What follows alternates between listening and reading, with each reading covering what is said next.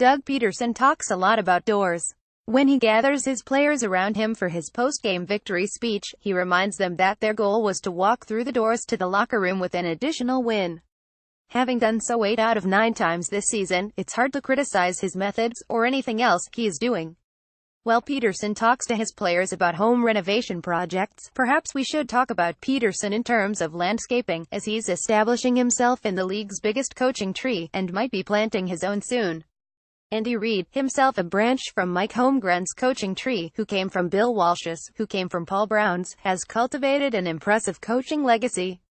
8 coaches who came up through Red have been or currently are head coaches. Together they have a Super Bowl win and loss, and 5 additional conference championship appearances.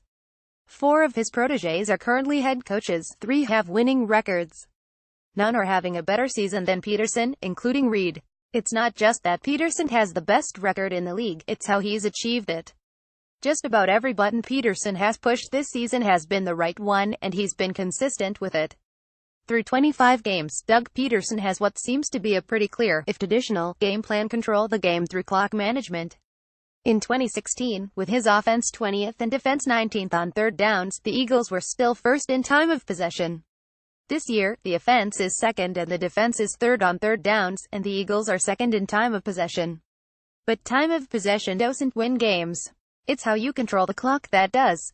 One of Pederson's biggest strengths this year has been game planning. Every team scripts their early play calls, but no team has done it better this season than the Eagles, who average a league-high 7.1 points per game in the first quarter, scoring 4 2-counts and a field goal on their opening possession, and a 2-count and 4 field goals on their second possession. As good as the early stages of games have been, making the Eagles 4th in scoring in the first half, the second half has been even better. The Eagles are first in second half scoring. If they're getting out to early leads and they're putting teams away, that's more than just a good game plan, it's good in-game adjustments as well.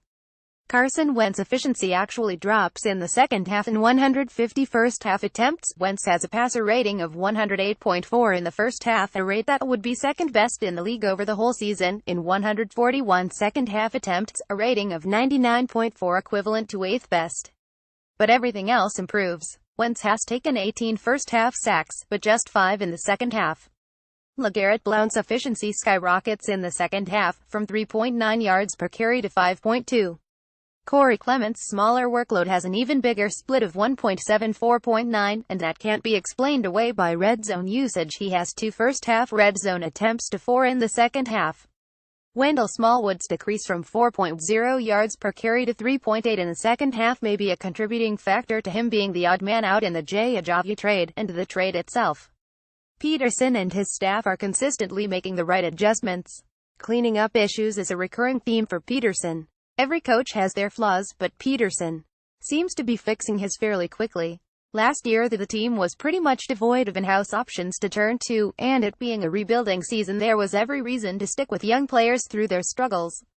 But this year expectations were raised to start the season, and they've only increased as the season progressed. Pederson has made adjustments that meet them.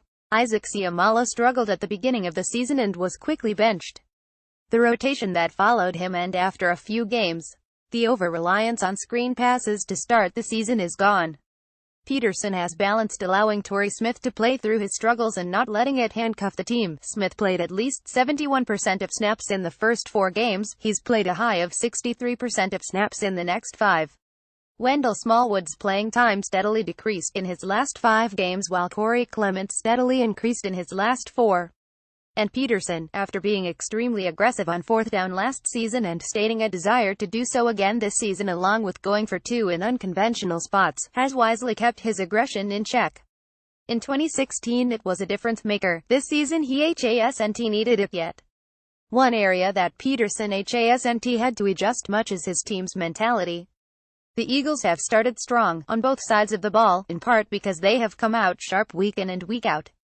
The defense is giving up 1.3 points per game in the first quarter, with 2 turnovers and 5 3-and-outs on opponents' first 2 drives to just 0 2-counts and 4 field goals given up.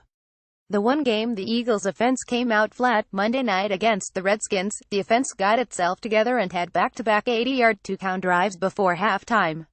Talking about doors works. Then there's Carson Wentz. His ascent to an MVP candidate is part Wentz' natural talent, the increase in talent around him, and Pederson and his staff's coaching. Everyone is going to feast off of it, some sooner than later. In January, the Eagles denied quarterbacks coach John DeFilippo from interviewing with the Jets to be their offensive coordinator.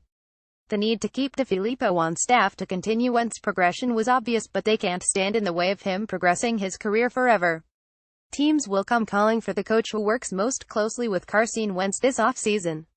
They'll probably come for others as well.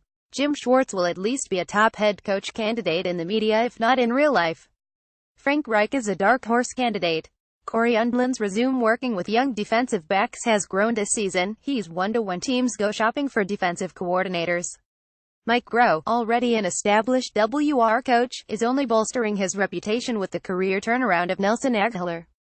With 12 years of college experience, a college offensive coordinator job may be on offer for him, if not one in the NFL. Any team looking for a head coach would be smart to interview Dave Phipp. Not all these guys will leave, and depending on how long the Eagles season goes, it might not be this year, as teams are reluctant to hire coaches who are still coaching in the playoffs, though the Falcons waiting on Dan Quinn might break that ice. And while none of them are truly descendant from Pederson the way that Reid's acolytes are, Pederson is playing a role in the moving up in the football world.